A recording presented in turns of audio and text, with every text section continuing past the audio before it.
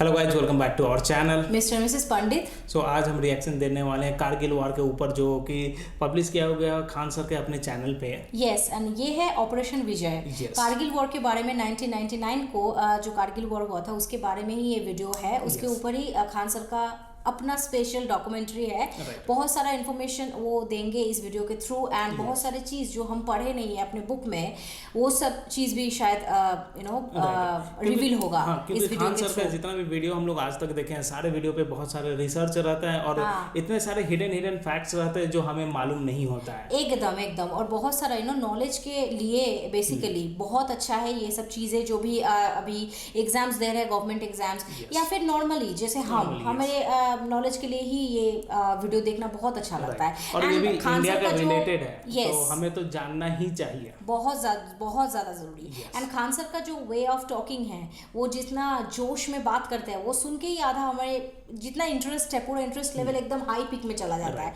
ये वीडियो थोड़ा सा लंबा है, तो please bear with us. And really मतलब लंबा हो वीडियो, छोटा हो, खान सर का जो भी बात है सुनने में अलग ही मज़ा आ जाता है। कोई खराबी नहीं लगता, कि बोरिंग ही नहीं लगता कि अरे भाई ये वीडियो थोड़ा बड़ा है। और इन्फॉर्मेशन वाला कंटेंट वाला जो वीडियो है थोड़ा बड़ा होता ही है। तो चलिए देखते हैं ये वीडियो कैसा रहता है। कारगिल वॉर के बारे में बहुत कुछ जानने को मिलेगा। अगर आप हमारे चैनल पे नए हैं तो प्लीज़ हमारे चैनल को सब्सक्राइब किए बगैर बिल्कुल मत जाइए, एंड नोटिफिकेशन बिल को ऑन कर दीजिए। Yes, and also please follow us on Instagram. Yeah so let's get started. Yes, Jai Hind. इस वीडियो में हम कारगिल को कैसे जीता गया इसके बारे में डिटेल से समझेंगे कि क्या था थल सेना का विजय ऑपरेशन और वायुसेना का सफ़ेद सागर ऑपरेशन और नौसेना का ऑपरेशन तलवार। इन तीनों ऑपरेशन के द्वारा किस तरह से पाकिस्तान को हर मोर्चे पर घेर लिया गया, जिस वजह से पाकिस्तान पूरी तरह पीछे हटने से मजबूर हो गया। 1998 में परमाणु बम के सफल परीक्षण के बाद भारत और पाकिस्तान दोनों ही एक परमाणु संपन्न देश थे। दो परमाणु संपन्न देशों के बीच यदि युद्ध होता है तो ये काफ़ी घातक हो सकते हैं। इसलिए इसको समझते हुए और काफ़ी दूरदर्शी सोच रखने वाले हमारे प्रधानमंत्री अटल बिहारी वाजपेयी 21 फरवरी 1999 को बस द्वारा दिल्ली से लाहौर के लिए रवाना हुए और एक लाहौर समझौते पर हस्ताक्षर हुआ 21 फरवरी 1999 को। और जब अटल बिहारी वाजपेयी लाहौर में बस से उतरे तो बहुत ही गर्मजोशी से उनका स्वागत किया गया। दोनों देशों ने कहा कि अतीत में हमने जितने भी युद्ध किए हैं उसे भुलाकर हम सब अब एक सह अस्तित्व पे आगे बढ़ेंगे और हम बहुत ही जल्दी मिल बैठकर कश्मीर मुद्दे को सॉल्व कर लेंगे, इसमें बिना किसी देश को इंटरफेयर किए। अटल बिहारी वाजपेयी को 21 तोपों की सलामी दी गई, लेकिन कोई भी हिंदुस्तानी ये नहीं जान रहा था कि ये 21 तोपों की जो सलामी दी जा रही है भारत के प्रधानमंत्री के सम्मान में, ठीक 3 महीने बाद यानी मई में यही तोपें भारतीय सैनिकों के सीने पर गिरेंगी। लाहौर में जब हमारे प्रधानमंत्री अटल बिहारी वाजपेयी थे तो उस समय पाकिस्तान के जनरल परवेज मुशर्रफ ये कह रहे थे कि हम उन्हें सैल्यूट नहीं करेंगे। भाई मत करिए ना तुम्हारे सैल्यूट के, हम लोग भूखे हैं। लेकिन ये जो था, ये आदमी इतना बड़का, ये इसको तो इसी के देश में फांसी की सजा हुई है। इसने खुद अपने प्रधानमंत्री नवाज शरीफ का तख्ता पलट करके खुद राष्ट्रपति बन गया था वहाँ पे। तो ये इसने क्या किया, एक प्लान बनाया, ऑपरेशन बद्र, अल बद्र प्लान बनाया। और इसमें ना कई जनरल थे, 4-5 लोग, यही लोग मेन थे। इनमें सबसे महत्वपूर्ण जो थे वो तो एकदम ये तो था ही भाई, ये जनरल ही थे परवेज मुशर्रफ। और यहाँ पे चीफ ऑफ जो जनरल स्टाफ थे अजीज खान, और यहाँ मेजर जनरल जावेद हसन। ऐसा कहा जाता है कि पूरा जावेद हसन ने ही रूपरेखा तैयार किया था। हालांकि इतने लोगों का योगदान था कारगिल में। ये लोग चाहते थे कि जो शिमला एग्रीमेंट के बाद ये हुआ था, हम लोग में एक आपसी सहमति थी कि करगिल का जो एरिया है वहाँ टेम्परेचर -30 -40 चला जाता है, इतना ठंड हो जाता है। तो हम लोग क्या करते थे, अक्टूबर के बाद हम भी अपनी पोस्ट बंकर को छोड़ के चले जाते थे और पाकिस्तान भी चला जाता था। फिर हम लोग जाते थे मई जून के महीने में। तो पाकिस्तान ने प्लान बनाया कि 1999 में हम क्या करेंगे, अपनी जो जैसे भारत पीछे हटेगा, पाकिस्तान ने कहा कि हम लोग तो पीछे ही नहीं हटेंगे और उल्टे अपनी फौज भेज देंगे, उन बंकरों में घुसा देंगे जो भारत खाली करके गया है, और उन्हें हम क्या करेंगे, पूरी हथियार सप्लाई A to Z दे देंगे। ये ऑपरेशन अल बद्र में चल रहा था। इसको आप मैथ से समझिए ध्यान से। ये जो आप लाइनिंग देख रहे हैं ये आपका एक्चुअली POK है, पाक ऑक्युपाइड कश्मीर। पाक ऑक्युपाइड कश्मीर का ये जो एरिया है, यहाँ से हम लोग, ये जिला जो आता है वो कारगिल जिला आता है। एक्चुअली लड़ाई जो थी वो कारगिल जिले में थी, वो 4 सेक्टर में थी, उसको एक्चुअली जिला कारगिल होने की वजह से उसका नाम कारगिल दे दिया। देखिए ये लाइन ऑफ कंट्रोल जो है, यहाँ से श्रीनगर से लेह तक एक सड़क जाता है 1A, नेशनल हाईवे 1A। अब पाकिस्तान का जो प्लानिंग क्या था कि ये हाईवे को हमको कैसे भी काट देना है। ये हाईवे काटने का 2 मकसद था। एक हाईवे को यहाँ से काट दीजिए और एक ये एरिया से, ताकि यहाँ से कोई सियाचिन में ना जा सके।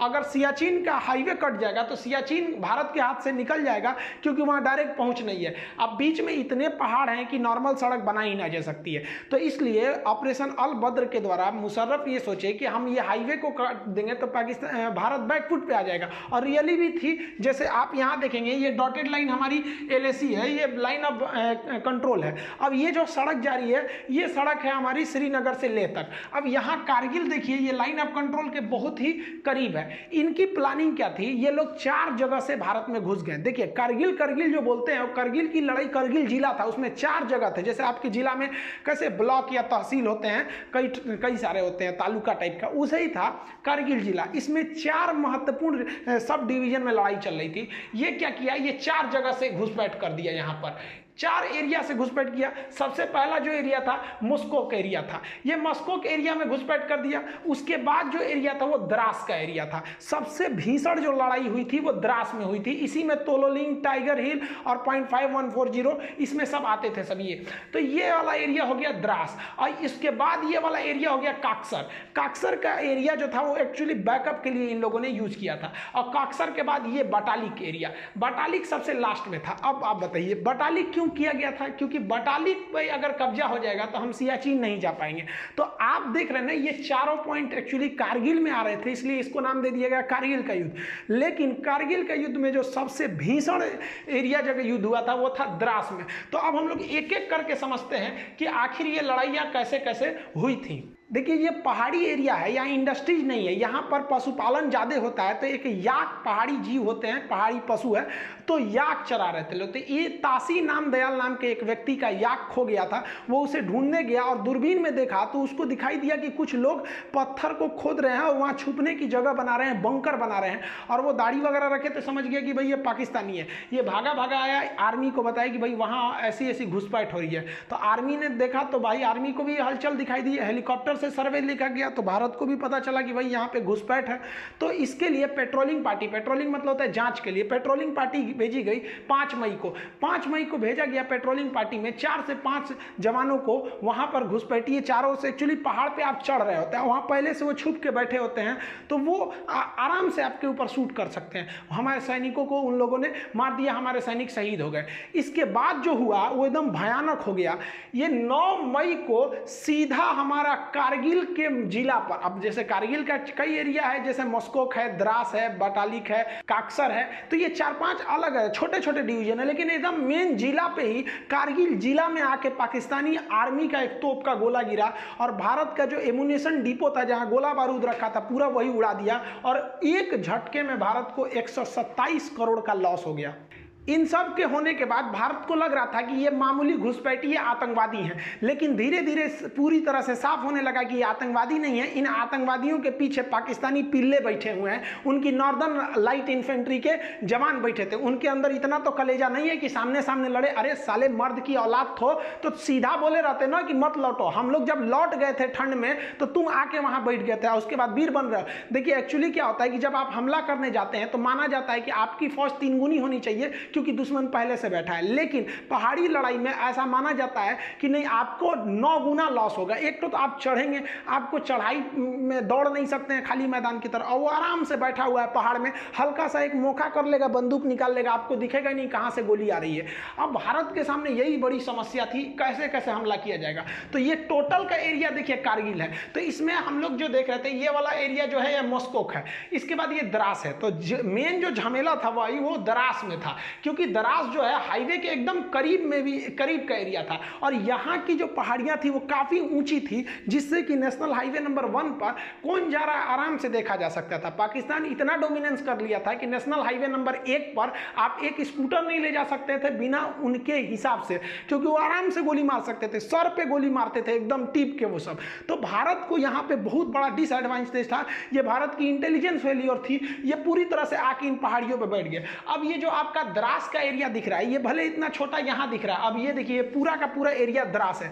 अब भारत ने अपनी थल सेना का ऑपरेशन विजय चालू किया 19 मई को, ऑफिशियली इसी दिन से युद्ध स्टार्ट हो गई। अब हम लोगों ने कहा कि भैया एक टुकड़ी द्रास में भेजते हैं, कुछ यहाँ पे मॉस्को के एरिया में, यहाँ पे काक्सर में, और ये वाला एरिया जो आपका बाटालिक है यहाँ पे भी भेजते हैं। भीषण लड़ाई हो गई आपकी द्रास में, क्योंकि द्रास का एरिया बहुत ऊंचा पे था। अब यहाँ 3-4 ऐसे जगह थे जहाँ पे कब्जा करना जरूरी था, जैसे तोलोलिंग हो गया, टाइगर हिल हो गया, पॉइंट मतलब देखिए यहाँ पे बहुत छोटे छोटे पहाड़ी भी हैं सब लाइन से, तो इसका अलग अलग नाम ना देके सेना के मानचित्र में उसका नाम दे दिया गया पॉइंट 5140, और एक और पॉइंट है पॉइंट 4590। ऐसे कई ठो पहाड़ियाँ हैं सब, और ये पूरा मिला देते हैं ना तो ये एरिया बनता है द्रास। अब इस द्रास के एरिया में युद्ध करना बड़ी भयानक था। इधर तोलोलिंग थी, तोलोलिंग के बाद यहाँ पर आपका मम था, फिर पॉइंट 5140 था। ऐसे करते करते इस एरिया तक पूरा जीत लेंगे तो लास्ट में पड़ता था टाइगर हिल। टाइगर हिल बहुत ही ज्यादा हाइट पर था और इन सब पे पाकिस्तानी बैठे हुए थे सब, इतना भीषण एरिया में ये लोग आकर बैठ गए थे। अब भारत को नीचे से जाना था इस एरिया में। जनरल परवेज मुशर्रफ के प्लान के हिसाब से उन लोगों ने भारत के 140 पोस्ट पर कब्जा कर लिया था, बंकर बना लिए थे, और हर पोस्ट में उन्होंने भारी मात्रा में heavy machine gun, mortar, artillery, पीछे से तोप का support, stringer, surface to air missile, हर तरह के मिसाइलों से लैस थे, और वो लगभग 1500 की संख्या में थे। समस्या ये थी कि यही नहीं समझ में आ रहा था कि वो हमला कहां से कर रहे हैं। ये द्रास का सेक्टर अगर आप देख रहे हैं तो ये वाला जो एरिया है वो टाइगर हिल है। ये सबसे हाइट पे था इस एरिया में टाइगर हिल, लेकिन इसके इधर कई तो पॉइंट 5140 थी। यहाँ पर आपने सुना होगा विक्रम बत्रा, दिल मांगे मोर। तो ये लोग इस एरिया में ना, जो हमारे राजपूताना राइफल थी, ग्रेनेडियर थी, जम्मू कश्मीर राइफल थे, जाट रेजिमेंट के सैनिक थे, गोरखा थे, कई सारे पूरी भारत के हर एरिया से फौज को लगाया गया था। तो यहाँ पर बेसिकली ग्रेनेडियर थे, राजपूत राइफल थे और जम्मू कश्मीर राइफल के जवान थे। तो ये इस एरिया से गए, पहले ये लोग यहाँ से गए, तोलोलिंग पे कब्जा किया, तोलोलिंग के बाद कई छोटे छोटे पॉइंट पर कब्जा किया, तोलोलिंग के बाद सेकेंड हाइट पे जा था पॉइंट 5141 था, यहाँ कब्जा किया गया।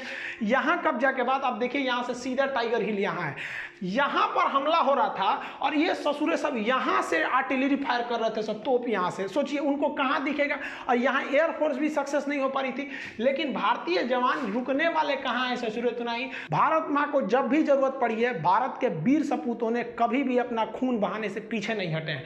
भारतीय सैनिक जब पॉइंट 5141 पे कब्जा किए तो यहाँ से नीचे उतरते वक्त भी बहुत ज्यादा यहाँ से भीषण फायरिंग हो रही थी, यहीं पे बहुत सारे फौजी हमारे शहीद हो गए। फिर प्लान बनाया गया कि हम लोग इस डायरेक्शन से उतर के कुछ उस डायरेक्शन से, तीनों ओर से घेरा जाए हम लोग टाइगर हिल के ऊपर। 3 ओर से टाइगर हिल को घेर के और फिर भारत ने टाइगर हिल पर अपना तिरंगा लहरा दिया था।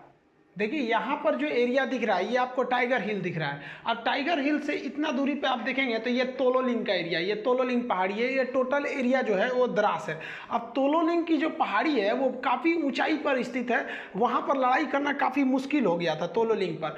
अब यहाँ तोलोलिंग पे तो पहले से तोलोलिंग पीक है, यहाँ पे पाकिस्तानी पहले से बैठे थे और जो हिंदुस्तानी फौज थी वो नीचे से आ रही थी।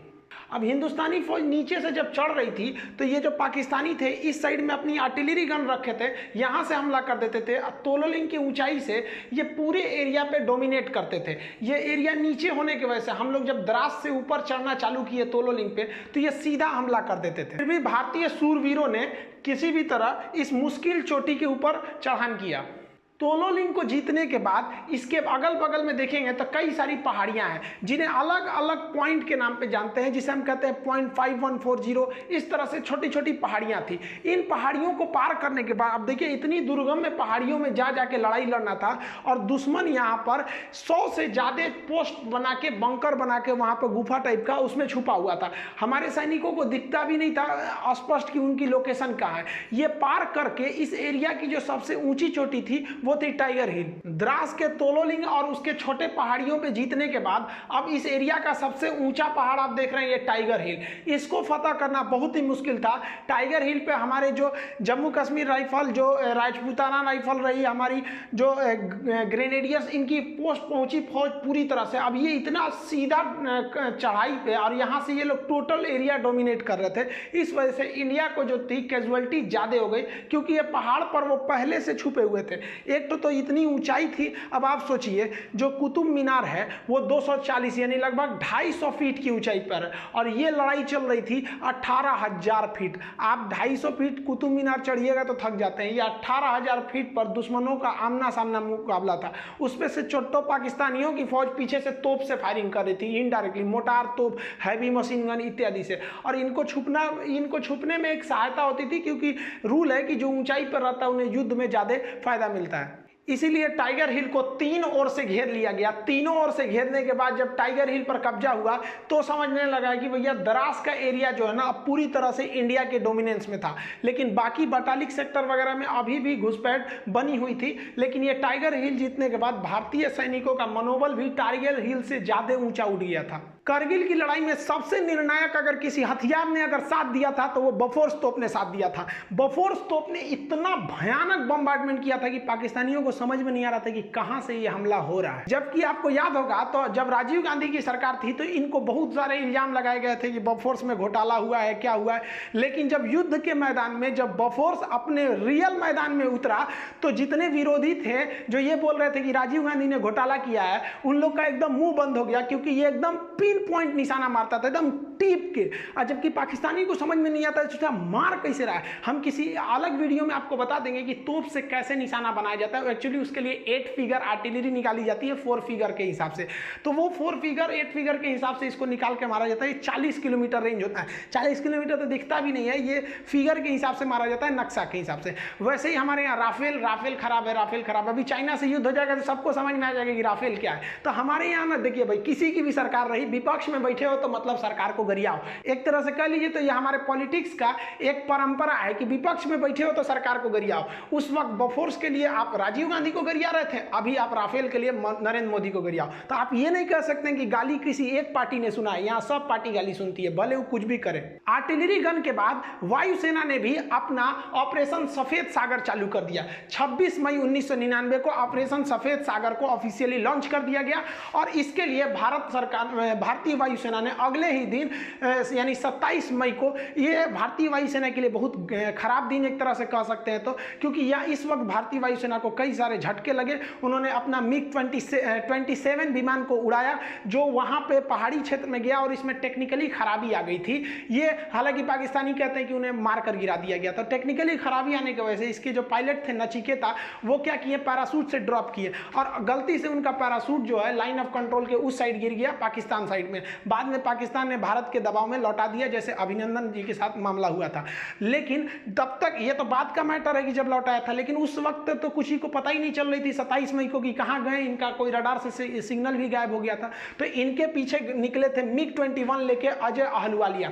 अजय अहलुवालिया साहब गए थे सर्च करने के लिए। तो ये काफी लो हाइट से उड़ान भर रहे थे क्योंकि इनको खोजना था अपने साथी नचिकेता का विमान। लेकिन इन्हीं पर पाकिस्तानियों ने स्टिंगर मिसाइल से हमला कर दिया। अब सोचिए, किसी आतंकवादी के पास मिसाइल होता है, स्टिंगर मिसाइल। ये चोट्टा पाकिस्तानी था, दुनिया में कह रहा है कि मतलब हमारी फौज नहीं है। अरे हिजड़ों कहीं कि तुम्हारी फौज नहीं है। एक तो लड़का हमारे वीडियो पे कमेंट किया कि दुनिया का सबसे बड़ा आतंकवादी देश भारत है। इस ससुरा पाकिस्तानी ऐसा कमेंट करता, हमको तो हंसी ही नहीं छूट कर, हम रिप्लाई कौन सी करे, चोट्टा कहीं का, तू सबसे बड़का है हम लोग को बोल रहा है। तो आतंकवादियों ने अजय अहलुवालिया के विमान पर स्टिंगर मिसाइल से हमला कर दिया। स्टिंगर मिसाइल से जब हमला किया तो ये इन्होंने सीट एजेक्शन का बटन दबाया। इसके बाद सीट एजेक्शन हो जाता है, हम राफेल के वीडियो में आपको सब समझा दिए थे। और उसके बाद जब ये पैराशूट से नीचे उतरे तो ये पाकिस्तानियों ने हैवी मशीन गन से फायरिंग किया। आसमान से अजय अहलुवालिया के शरीर के टुकड़े गिर रहे थे वहां पर, एकदम निर्मम हत्या कर दी गई। ये वायुसेना का एक बहुत बड़ा, कह लीजिए तो एक काला दिन था। वायुसेना ने सोची कि हम अपने हेलीकॉप्टरों का प्रयोग करेंगे, क्योंकि फाइटर जो होते हैं बहुत तेज रफ्तार से निकल जाते हैं, दुश्मन कहाँ छुपा है पता ही नहीं चलता है, और हेलीकॉप्टर जो होते हैं वो थोड़े धीरे स्पीड से होते हैं और एक जगह रुक भी सकते हैं। लेकिन भारत के साथ समस्या क्या था, जो उसके Mi-24 या Mi-35 जैसे भीषण लड़ाकू हेलीकॉप्टर थे, ये सबके पास जो लड़ाकू हेलीकॉप्टर थे ये इनके पास हथियार ज़्यादा होता है, लेकिन इनकी लोड इतने भयानक थी कि ये उतना हाइट पर उड़ नहीं सकते हैं, ये केवल 10,000 फीट की ऊंचाई पर ये उड़ सकते हैं। लेकिन वहाँ तो लड़ाई हो रही थी 18,000 फीट की ऊंचाई पर, सोचिए 18,000 फीट, कुतुब मीनार 250 फीट की ऊंचाई पर, वो 18,000 फीट की ऊंचाई पर। अब क्या किया जाए, तो भारत ने अपना Mi-17 जो हेलीकॉप्टर था, जो सवारी ले जाने वाला हेलीकॉप्टर था, जिसमें कोई भी मिसाइल नहीं लोड किया जा सकता है, तो भारतीय वायुसेना के इंजीनियरों ने इसमें क्या किया, अलग से मिसाइल ले जाने के लिए पॉट जोड़ दिया। आप यहाँ देखिए इसमें कोई पॉट नहीं है, लेकिन यही हेलीकॉप्टर में यहाँ पे आपको रॉकेट ले जाने के लिए पॉट जोड़ दिया गया।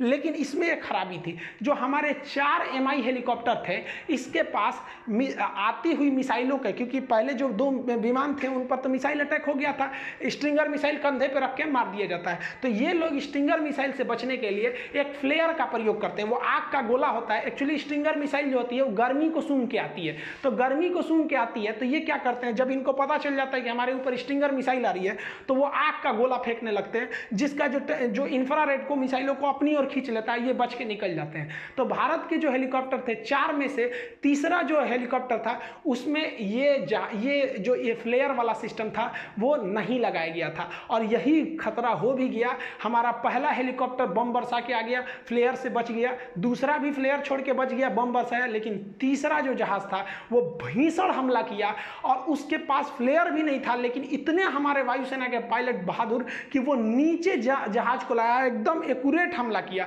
लेकिन उसी बीच क्या हुआ, जो स्टिंगर मिसाइल थी वो तीसरे हेलीकॉप्टर को हिट कर गया, पीछे से आ रहा चौथा हेलीकॉप्टर जो वो एरिया था पाकिस्तानियों के बंकर को ध्वस्त कर दिया, लेकिन हम लोगों ने फिर अपना एक हेलीकॉप्टर खो दिया, और उसमें हमारे बैठे जवान को हमारे जो जवान थे वो भी शहीद हो गए। भारत ने अपनी स्ट्रेटजी को पूरी तरह से चेंज कर दिया। भारत ने अपना फ्रांस निर्मित जहाज को लगाया जिसका नाम था मिराज 2000। एक्चुअली पाकिस्तान इस जहाज को खरीदने से इनकार कर दिया था, कहा था कि भैया बहुत बड़ा साइज का जहाज, हम इसको नहीं लेंगे, और भारत सरकार ने इस मिराज जहाज को वायुसेना ने लगाया।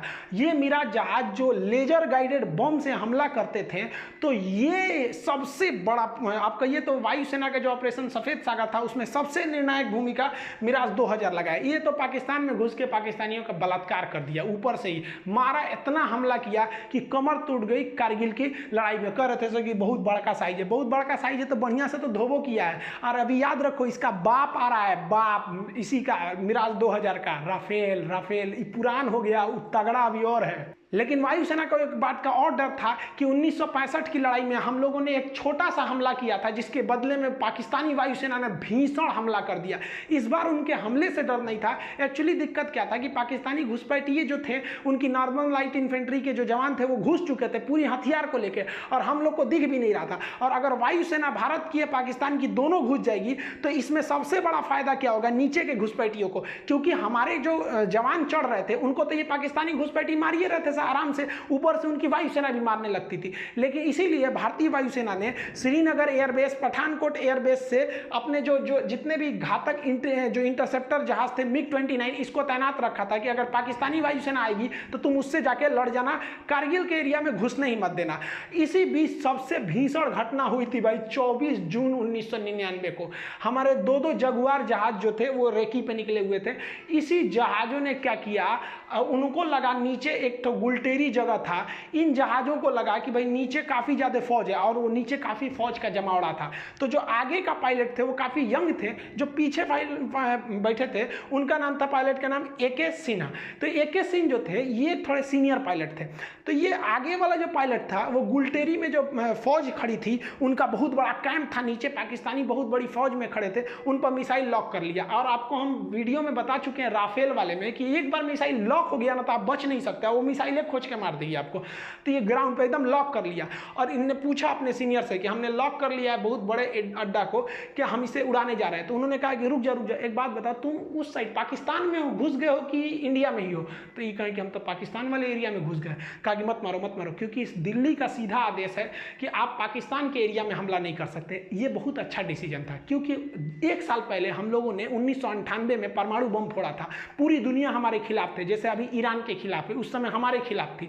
और अगर हम लोग पाकिस्तान में घुस के मार देते तो ये तो एक तरह का ये तो ओपन युद्ध हो जाता। और अपने एरिया में मार रहे हैं तो पूरी दुनिया हमारा साथ देगी कि भैया हम अपने एरिया में आतंकवादियों को मार रहे हैं, तो कहा कि उधर मत मारो। और आपको जानकर ताज्जुब होगा, जहां ये पायलट मिसाइल लॉक किया था ना, ये हमारा एयरफोर्स का ही पायलट हुआ, एकदम नौछड़िया भी यंग था, जानबे करते हिंदुस्तान के यंग लड़का लड़े में कितना आगे।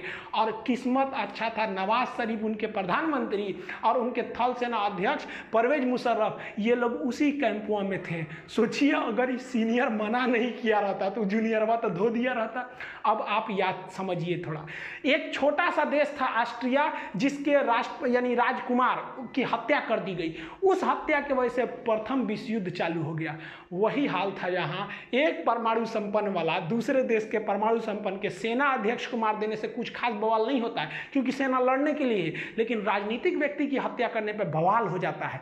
तो भयंकर बवाल हुआ रहता, क्या युद्ध का मोड़ लेता समझ में नहीं आता। तो ये बहुत अच्छा हुआ। एक तरह से हम तो करते थे कि मारिए दिया रहता तो हो जाता, क्या हो जाता भाई, ज़्यादा से ज़्यादा और युद्ध लड़ते, नहीं लड़े हैं 71 में, 65 में, 84 में, एक और लड़ते से चुरा, क्या कर लेता पाकिस्तान। यहाँ पे ऊँट के मूतने से रेगिस्तान में बाढ़ थोड़े आता है, क्या कर लेंगे, इनके औकाते कितना है। ये सब तो चल ही रहा था, नेवी ने और अत्याचार कर दिया। नेवी ने अपना ऑपरेशन तलवार चालू कर दिया। ऑपरेशन तलवार के तहत भारतीय नेवी ने पाकिस्तान की ओर एंट्री मार दी, और यहाँ पर जो हमारे वेस्टर्न नेवल कमांड था और साउदर्न नेवल कमांड था, ये भी घुस गया अरब सागर में। और अरब सागर में घुसकर पाकिस्तान का पूरी तरह से नेवल ब्लॉकेज लगा दिया। भारतीय वायुसेना के पूरे युद्धक जहाज घुस गए सब वहां पर और नेवल ब्लॉकेज लगा दिया। भारतीय नौसेना ने ऐसे मिसाइल मारा, जो पाकिस्तानी जहाज थे उनके बगल में मिसाइल जानबूझ के मारता था, जो उनके मर्चेंट वाले जहाज थे, जो उनका पेट्रोलियम लाने वाला था, सारा जहाज उधर ही रुक गया कि ना हम ना जाएंगे,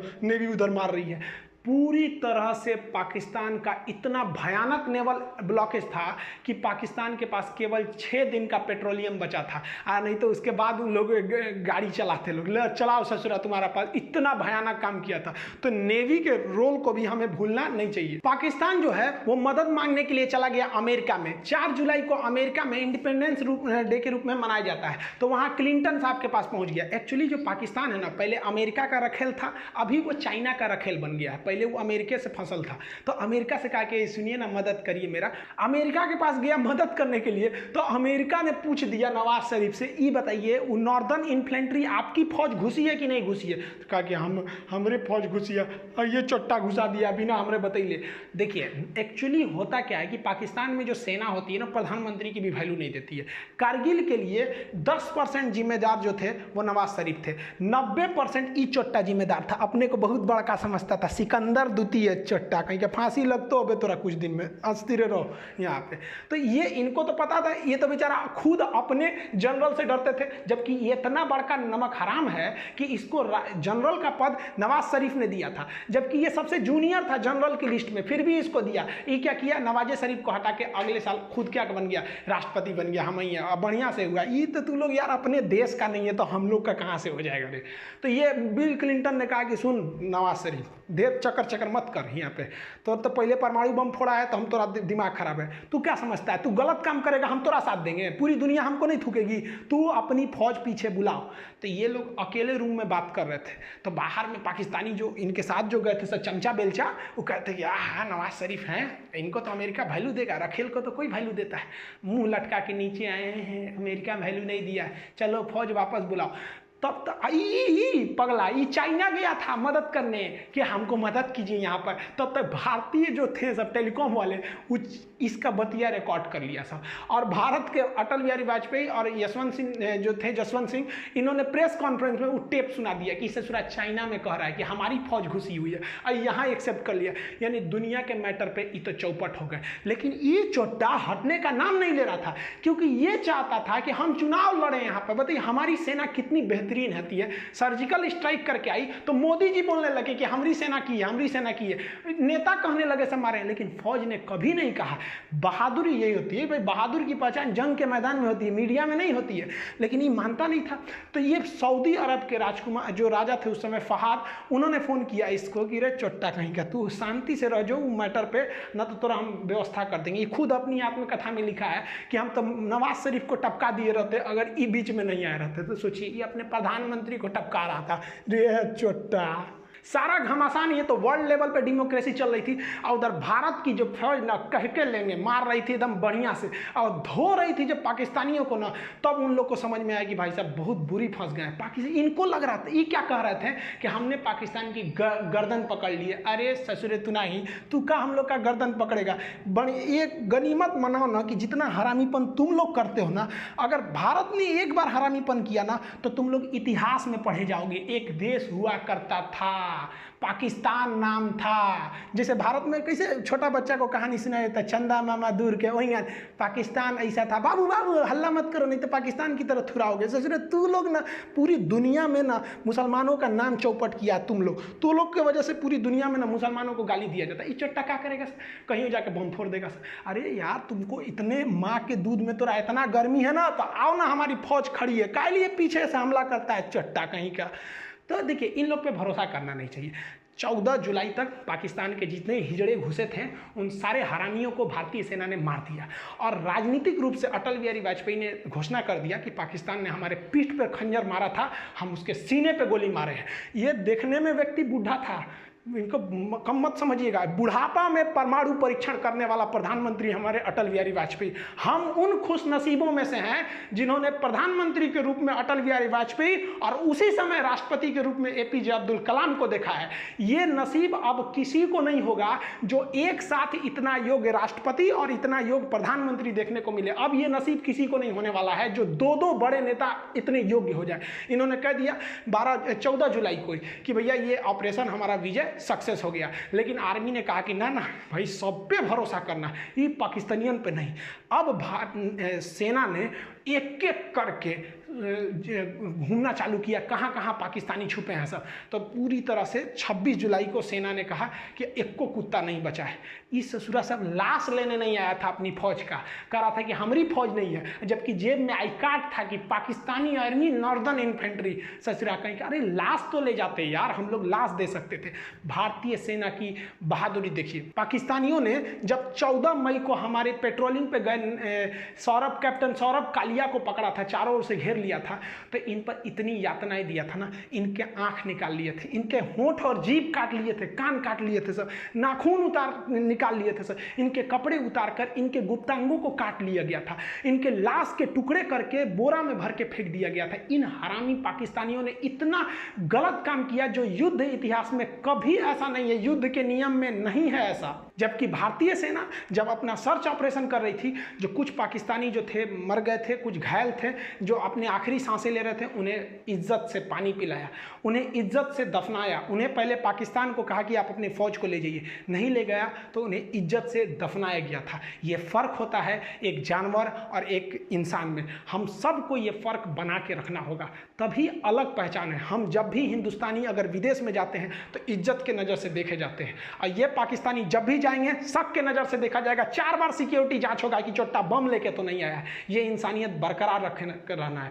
दुश्मनी की आड़ में हमें पाकिस्तान से बेहतर बनना है, न कि पाकिस्तान से खराब बनना है। ये इंसानियत हमारी सेना की बरकरार रहनी चाहिए, जो उनके अंदर कूट कूट के भरा है। इस लड़ाई में घाटा क्या हुआ? पाकिस्तान के कई सैनिक मारे गए, अमेरिका से उनका रिश्ता खराब हुआ, पूरी दुनिया का पाकिस्तान के ऊपर से फेथ खत्म हुआ, पूरी दुनिया को लग गया कि ये जम्मू कश्मीर और सियाचिन पर रास्ता रोकना चाहते थे, तो क्या रोकेगा हम लोग का? इन लोग की डिप्लोमेसी फेलियर हो गई, और सबसे बड़ा जो घाटा लगा इन लोग को, वो इनके आर्मी में कोऑर्डिनेशन ही नहीं था। इनके वायुसेना को पता ही नहीं था, नौसेना को पता नहीं था कि कारगिल में युद्ध होने वाला है। ये तो ससुरा है बस इसका मन बढ़ ही था, ये कर दिया। लेकिन भारत की अगर बात करेंगे तो भारत के साथ भी कई समस्याएं थी। पहला कि भारत के लिए वेदर एकदम खराब था, मौसम पूरी तरह खराब था, हाइट इतनी ज़्यादा थी कि हम लोग हाइट पे चढ़ रहे थे, तो हाइट की वजह से प्रॉब्लम हम लोग को फेस हो रहा था युद्ध के वक्त में, और ऑक्सीजन वहाँ कम हो जा रहा था, और हम लोग तो रेडी ही नहीं थे लड़ाई के लिए, और अचानक हो गया। कौन रेडी रहेगा भैया? फरवरी में हम लोग मिलने गए, हमारे राष्ट्रपति, हमारे अटल बिहारी वाजपेयी वहाँ जाके प्रधानमंत्री से गले मिलने, हमको क्या पता तुम खंजर घोंप देगा यहाँ पे। और जो हमारे लिए सबसे बड़ा फेलियर है, हम तो कहते हैं कि पाकिस्तानी की आर्मी जिम्मेदार है, लेकिन हमारे देश के इंटेलिजेंस भी जिम्मेदार है। तुम जासूस किस काम का रहे कि तुमको ये पता नहीं चल रहा है कि पाकिस्तान की हजारों फौज घुस गई, वो आर्टिलरी लेके चले आए, एमुनेशंस लेके चले आए, मिसाइल लेके घुस गए, हमारी फौज चुपचाप मुंह देख रही है। हमारी फौज तो बहादुरी से लड़ी, जो जासूस थे सब, इंटेलिजेंस, वो चोट्टे कहाँ मर गए थे सब। और ये हमेशा से यही होता है। 1962 की लड़ाई हम लोग को मुंह की खानी पड़ी यही जासूसों की वजह से। 1984 में ये ससुरे सियाचिन में घुस गए थे, फिर भी कुछ नहीं हुआ। अरे सब छोड़िए, 2008 में देखिए ना, मुंबई में जब हमला हुआ तो हमारे जासूसों को पता ही नहीं था कि अजमल के साथ घुस गया, हमला कर दिया, चोट्टा सरकारी नौकरी लेना है, कोनो काम का नहीं है सब अधिकारी, इनको ले आके हम तो रहते ना वहाँ पे, हमारे पास पावर रहता ना, हम तो ससुरा जितने अधिकारी हैं ना ससुर, इनको जिस तरह से पाकिस्तानियों को भूने थे ना उस तरह भून देते ससुरा। तुम क्या कर रहा है? क्योंकि हम युद्ध जीत सकते हैं। हमारे इतिहास में एक और शौर्य गाथा लिखी जा सकती है, लेकिन उन माओं की गोद जो सुनी हो गई करगिल की लड़ाई में, उन्हें हम कभी नहीं लौटा सकते उन चोट्टे जासूस इंटेलिजेंस वालों की वजह से। बस नौकरी हो गया ना, सरकारी नौकरी, अब कौन जरूरत है जासूसी करने का? मेहरारू संगे घूमो, हम लोग हाँ कैसी हो देश भाड़ में जाए। आज के वक्त में देखेंगे तो काफ़ी तकलीफ होता है। आप कभी फौज में जाइएगा ना, वहाँ पर जो हिंदू, मुस्लिम, सिख, ईसाई, इनके जो पूजा स्थल होते हैं ना, एक पास होते हैं। वहीं पर आपको नमाज पढ़ना है, उसी के बगल में पूजा करना है, वहीं पे गुरुद्वारा में जाना है, एक ही होता है कैंपस, उसी में सब होता है। और यहाँ हम लोग मरे जाते हैं, तुम हिंदू, तुम मुस्लिम, तो ये अरे यार क्या करें, तो कुछ तो सिखों से सीखना चाहिए। या ये they are born for others, ये दूसरों के लिए जन्म, इतनी सेवा करते हैं ये समाज की जिसका कोई हद नहीं। काफ़ी तकलीफ होता है जब इतनी बहादुरी से हमारे जो फौजी जो देश पे लड़ते हैं, हमारे देश के अंदर कुछ मामूली नेता के चक्कर में हम लोग आपस में लड़ लेते हैं। हम एक बात बताइए, मेरा ये वाला हाथ काटिए या ये हाथ काटिए, तकलीफ तो हमें होगी ना। तो हिंदुस्तान के किसी भी धर्म का व्यक्ति मरे, तकलीफ तो भारत माँ को होगी। हमें इस बार काफ़ी तकलीफ हुआ। एक्चुअली हम 6 जुलाई को हम पटना गए हुए थे। तो जैसे पटना में एंट्री किए ना, तो वहाँ चेक पोस्ट चल रहा था, तो मेरी चेकिंग वगैरह थी, तो हमको भी चेकिंग हुआ, तो मेरा सब कुछ था, ड्राइविंग लाइसेंस वगैरह। एक फौजी भाई का कोई नॉर्मल सा कोई पेपर था जो छूट गया था, तो फौजी वो कह रहा था पुलिस वाले से कि मेरा केवल पेपर छूट गया है, आप हमको जाने दीजिए, हम यहीं के रहने वाले हैं। तो कह रहा कि नहीं जाने देंगे, फाइन भरो, ये करो। अब वो बहस थोड़ी करेगा वो लोग यहाँ, न तो एक झापड़ देगा तो सूझ जाएंगे ये लोग। लेकिन बेचा उससे लिए हम कहेंगे सर हम आपको दे देते हैं। तो कहा कि देखो पैसे का प्रॉब्लम नहीं, तकलीफ इस बात की है कि हम अगर देश के लिए हम लोग लड़ लेते हैं और हमारा एक पेपर छूट गया है तो ये आपको नियम कानून सिखा रहा है। अभी वो भाई ऐसा दे ही रहे थे ना फौजी, तब तक एक तो नेता विधायक का गाड़ी गया, वो रोका तो गरिया दिए, रे हमारा गाड़ी रोकेगा, चुपचाप सटक गए यहाँ पे। अजब हाल है यार। फौजियों के प्रति इज्जत रखनी चाहिए, कहीं पे भी उनके लिए इज्जत हमेशा रहनी चाहिए। एक आम नागरिक से ज़्यादा उनकी इज्जत होनी चाहिए। जिस वक्त करगिल की लड़ाई हो रही थी, वो पहली लड़ाई थी जो हम लोग टीवी पे देखे थे। अटल बिहारी वाजपेयी ने बहुत अच्छा काम किया कि हमारे पूरे देश की जनसंख्या को युद्ध के माहौल को दिखा दिया, जिससे कि हम सब एक हो गए। उस वक्त से बरखा दत्त एक पत्रकार होती थी, अभी भी हैं वो काफ़ी रिपोर्टिंग करती थी। हम लोग छोटे छोटे थे, तो हम लोग 15 अगस्त के दिन प्रोग्राम लिए थे, तो छोटे छोटे थे, तिरंगा लेके भाषण देने गए थे। हम अभी बच्चे हैं, दांत हमारे कच्चे हैं, हम भी लड़ने जाएंगे, सीने पे गोली खाएंगे, मर जाएंगे, मिट जाएंगे, भारत देश बचाएंगे। करगिल की लड़ाई को देख के हम लोग के मन में भी ना एक देशभक्ति का जुनून आ गया। ये सोच लिए कि हम भी जाएंगे तो फौज में ही जाएंगे। इसीलिए हम लोग, मैं जब 10th पास किए तो एनसीसी किए। एनसीसी में सी सर्टिफिकेट, फायरिंग वगैरह सब वहीं सिखाया, हथियार के बारे में हम लोग को। उसके बाद एनडीए का एग्ज़ाम दिए हैं लोग, ताकि हम लोग जाके एक ऑफिसर रैंक की जॉब ले सकें आर्मी में। तो एनडीए का जब आप एग्ज़ाम देंगे ना, तो एक सर्विस सिलेक्शन बोर्ड होता है एसएसबी, वो इंटरव्यू लेती है 5 दिन का। उसके बाद आगे आपको रोक लेती है मेडिकल के लिए। तो हम इलाहाबाद गए थे एसएसबी इंटरव्यू देने के लिए, वहाँ चेस्ट नंबर वगैरह सब मिलता है। तो वहाँ पे जब गए थे तो इंटरव्यू वगैरह में, लेकिन बाद में काफ़ी खुशी हुआ वहाँ पे कि हम यहाँ आ गए, कुछ ही दिन बाद हम फौज में अफसर हो जाएंगे। लेकिन क्या हुआ कि जब मेडिकल में गए ना, तो मेरा हाथ टेढ़ा है। अगर आप देखेंगे ना, मेरा हाथ काफ़ी टेढ़ा है, यहाँ पे 21 डिग्री का एंगल है। मेडिकल अनफिट के वजह होने की वजह से हमको छाट दिया गया। मेरी ज़िंदगी का ना एक सपना ही टूट गया। भाई हम फौज में जाना चाहते हैं। हम काफ़ी फ्रस्ट्रेट हो गए थे। तो हमारे जो एनसीसी के सर थे सूबेदार सुनील सिंह राजपूत, वो राजपूत रेजिमेंट के थे, उनको कॉल किए कि सर हम एनडीए में अब हमारा हाथ तो टेढ़ा है, अब तो हम कभी नहीं जा सकते, ना एनडीए से जा सकते ना सीडीएस से। कहे कोई बात नहीं, तुम आगे अब फर्दर कुछ और देखो, क्योंकि एपीजे अब्दुल कलाम भी गए थे तो उनका भी सिलेक्शन नहीं हुआ था। तो जब इतने महान लोग का नहीं हुआ तो थोड़ा सा अपने आप को समझाने का एक हिम्मत आया कि नहीं अब हम भी कुछ कर सकते हैं देश के लिए। इन्होंने बहुत कुछ किया, हम लोग तो इनके पैर के धूल के बराबर भी नहीं है। हम आप सबसे कहना चाहेंगे कि जहाँ भी रहें आप फौजियों के लिए एक रिस्पेक्ट बनाए रहें। हम लोग के घर के आगे से जब कारगिल के वक्त में गाड़ियाँ भर भर के जाती थी ट्रेन ना, हम लोग ट्रेन के ट्रैक के किनारे खड़ा होकर सब लोग सैल्यूट करते थे, जय हिंद सर। छोटे छोटे हम लोग थे। तो अभी भी आप भी जहाँ रहिए उनके रिस्पेक्ट करिए, क्योंकि वो वहाँ खड़े हैं, हमारी बदले की तकलीफ वो अपने सर झेल रहे हैं, इसलिए हम आज यहाँ मुस्कुरा रहे हैं। मिलेंगे नेक्स्ट वीडियो में आपसे, तब तक के लिए जय हिंद। ओके, तो बहुत सारी चीज़ जानने को मिला यार। मतलब मेरे अंदर का मतलब खून पूरा खौल रहा है। बहुत सारी चीज़, बहुत ये सब चीज़ तो हमारे बुक में था ही नहीं। हाँ, मतलब इतना एक्चुअली बुक वगैरह में इतना डिटेल्स में नहीं रहता। अगर कोई डॉक्यूमेंट्री देखें या फिर ये सब टाइप का अगर हम वीडियो देखते हैं तब जाकर के हमें सारे चीज़ डिटेल में मालूम होता है। लेकिन मूवीज वगैरह में बहुत कुछ था बट बहुत कुछ नहीं था। कारगिल के ऊपर भी जो भी मूवीज वगैरह बने हुए थे तो इतना डिटेल में नहीं था। क्या क्या चीज़ चैलेंजिंग है, क्या क्या चीज़ उन लोगों का लैगिंग था, क्या क्या चीज़ में जासूस वाला जो चीज़ वो बोले कि जासूस का ही एकदम इंटेलिजेंस का फेलियर था। मोस्टली रेडी नहीं थे हम, क्योंकि पहाड़ के मतलब 3 महीना पहले ही एकदम अच्छे से समझौता वाला चीज हुआ था, फ्रेंडशिप टाइप का हो गया था। उसके बाद माहौल था उसके बाद सडनली ऐसा हो गया, इतना गद्दारी टाइप का। कोई प्रेडिक्ट ही नहीं कर सकता कि ऐसा करके कि वो लोग अटैक कर देंगे बैक इतना जल्दी। ये भी कुछ साल बाद होता या फिर गवर्नमेंट चेंज होता या फिर कुछ और होता तो पता चलता। अभी तो एकदम ताजा था, हमारे मेमोरी में सब चीज़ ताज़ा था कि अभी हम लोग मिल करके आए तो हमारे साथ ऐसा कुछ नहीं हो सकता। ये तो गारंटेड था, बट फिर भी ऐसा हुआ। बहुत सारे हमारे जो सैनिक है शहीद हो गए, और पहाड़ के ऊपर से लड़ाई करना ही बहुत ज़्यादा चैलेंजिंग है। सबसे ज़्यादा टफेस्ट लड़ाई कह सकते हैं आप, क्योंकि जो मतलब एनिमीज़ है वो तो एकदम ऊपर से गोला बारूद सब फेंक रहे हैं, उन लोगों को कुछ नहीं है। लेकिन हमारे जो सैनिक है उनको पहाड़ तोड़ मतलब चढ़ के पहाड़ ऊपर चढ़ना पड़ रहा है। कितना अपने आप ही पहाड़ चढ़ना ही एक बहुत बड़ा चैलेंजिंग चीज है। ऊपर से एकदम गोला बारूद आता जा रहा है। कितने लोग तो रास्ते में ही मर गए, मतलब बहुत ज्यादा अभी वो पहुंच भी नहीं पाए अपने मंजिल पास जहाँ पे दुश्मन के साथ सामना करना। रास्ते में ही वो लोग इतना दूर से, क्योंकि ऑब्वियसली एक वार में अगर हायर लेवल हायर ऑल्टीट्यूड पे आपका पोजीशन है तो आप बहुत कुछ कंट्रोल कर सकते हैं। तो वो बेनिफिट पाकिस्तान को मिल रहा था। लेकिन वो लोग तो छुप के और इंडियन सोल्जर, हाँ वो लोग तो छुप के ऑलरेडी छुपे हुए थे, पूरा एकदम रेडी होके बैठे थे कि आएंगे और मारेंगे। एक्चुअली सामने से तो वार नहीं कर सकते, पीछे से ही वार करे, पीछे से ही खंजर बोके ऐसे ही करते थे। हमेशा ऐसा ही करते हैं।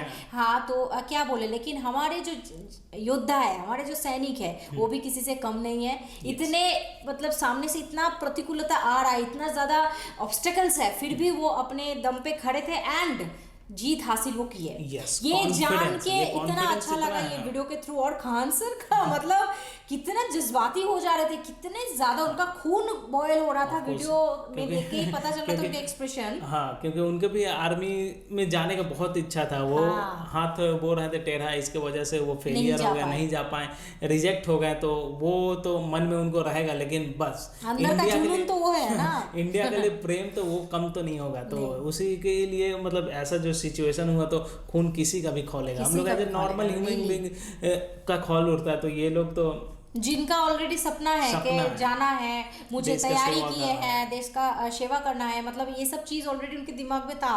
तो उनका खून तो घोलेगा ही। इसीलिए इतना इन्फॉर्मेशन उनके पास है, क्योंकि वो प्रिपरेशन लिए सब चीज को लेके एकदम रिसर्च करके पूरा अंदर बोलते हैं ना एकदम हाथ के मुट्ठी में है उनके पूरे नॉलेज है एकदम, क्या हुआ था क्या नहीं हुआ था सब कुछ, सब चीज। और यहाँ पे सिर्फ भूमिका थल सेना का ही नहीं था, बाकी वायु सेना बोलो या फिर सी जो सबमरीन नेवी है, वो लोग भी बहुत साथ दिए और सब कुछ मिल करके साथ में लड़े एकदम। एग्जैक्टली। अब पूरा इंडिया सपोर्ट में भी था। हाँ, उस टाइम जब कारगिल वॉर हुआ था 1999 में, हम छोटे थे, लेकिन मुझे याद है कि टीवी में सबको मतलब दिखा रहे थे। हम इवन हमारे जो लोकेलिटी है वहाँ पे भी सबको एकदम पताका लेके तिरंगा लेके एकदम सब दौड़ रहे थे बच्चे। हम भी कर रहे थे एक्चुअली स्कूल में, जैसे बताए ऐसे हमारा भी केस एकदम बिल्कुल हुआ था। पूरा जो नगर मतलब हमारा जो एरिया है ना, सब घरों में वो तिरंगा लहरा रहा था उस टाइम, मुझे याद है एक्चुअली ये हुआ था। और रिक्रूटमेंट भी बहुत हो रहा था, मतलब उस टाइम में हम लोग भी सोच रहे क्या हमें भी चांस मिले, हम भी जा करके लड़ेंगे, ऐसा हमें भी फीलिंग मुझे तो एक्चुअली मैं छोटी थी उस टाइम, इतना डीप नॉलेज नहीं पता था, लेकिन मैं मेरे पापा से पूछी थी कि क्या हुआ है, तो मेरे पापा बैठ के मुझे बताया कि ऐसा ऐसा हुआ है। तो मुझे याद है कि मेरे स्कूल में भी कुछ फंक्शन हो रहा था उस चीज को लेके, एक्चुअली कारगिल वॉर हुआ है इस चीज को लेके उस टाइम, तो मैं स्कूल में परफॉर्म भी की थी, मुझे याद है थोड़ा थोड़ा हल्का हल्का। तो सब पूरा बोले ना कि पूरा देश इकट्ठा हो गए थे, बिल्कुल सही बात है, पूरा देश इकट्ठा हो गए थे, सब कोई सबके अंदर वो जो होता ना ब्रदरहुड पूरा जाग गया था उसी टाइम। एग्जैक्टली ट्रू, एक जो होता है कि अगर घर के अंदर अगर भाई भाई में बहुत सारे भी झगड़ा हो रहा है तो भी चलता है, लेकिन जब बाहर वाला अगर घर पे अटैक करते हैं तो दोनों भाई एक साथ मिल के मारते हैं, यही हुआ था तो हमारे जितने भी कास्ट डिफरेंट कास्ट के हो, रिलीजन के, सब एक साथ आ करके पाकिस्तान के अगेंस्ट लड़े थे। बिल्कुल, तो ये बहुत अच्छा एग्जांपल था, और रियली सभी hats off to our Indian army जो कि हमें इतना सपोर्ट किए, हमारे साथ हर दुख सुख में अभी भी हमारे साथ है, हमारे लिए कभी भी मत भूलना। यस, हमारे लिए हमेशा वो बॉर्डर पे रहते हैं, वो है, इसलिए हम घर में चैन की नींद सोते हैं, आराम से सोते हैं, आराम से जिंदगी बिता रहे हैं, क्योंकि वो वहाँ पे अपना जान गवा के वो वहाँ पे लड़ाई कर रहे हैं, इसीलिए तो बिल्कुल मतलब इंडियन सोल्जर जो भी है उनके लिए मतलब जितना भी बात बोले सब कम है। Really we are so grateful कि हम हमें वो प्रोटेक्ट कर रहे हैं एक्चुअली। तो सीरियसली ये वीडियो बहुत दमदार वीडियो था। खान सर के सारे वीडियो बहुत दमदार होते हैं, बहुत ज़्यादा इमोशनल कनेक्ट कर पाते हैं हम। ये वीडियो मुझे लगता है कि one of the bestest video है खान सर के। उनकी एक्सप्लेनेशन बताइए, उनके बोलने के तरीके, सब कुछ पूरा इन्फॉर्मेशन जो भी बात बताए, एक सोलेआना सच बात बताए, सब चीज बहुत डिटेल में था। आज एकदम कनेक्ट कर पा रहे थे हम, तो आज कुछ ज्यादा ही कनेक्ट कर पा रहे थे रियली। तो बहुत अच्छा लगा खान सर का वीडियो आज का, कारगिल वॉर स्पेसिफिकली। आप भी जाके खान सर का वीडियो देखिए, उसके बाद हमारा रिएक्शन देखिए, आप मतलब कनेक्ट कर पाएंगे तब रियली। एंड अगर आप हमारे चैनल पे नए हैं तो प्लीज हमारे चैनल को सब्सक्राइब किए बगैर बिल्कुल मत जाइए। वीडियो पे लाइक बटन पे क्लिक करके लाइक कर दीजिए और शेयर कर दीजिए अपने दोस्तों के साथ, फैमिली के साथ। फिर मिलते हैं कोई नेक्स्ट वीडियो के साथ, तब तक के लिए बाय।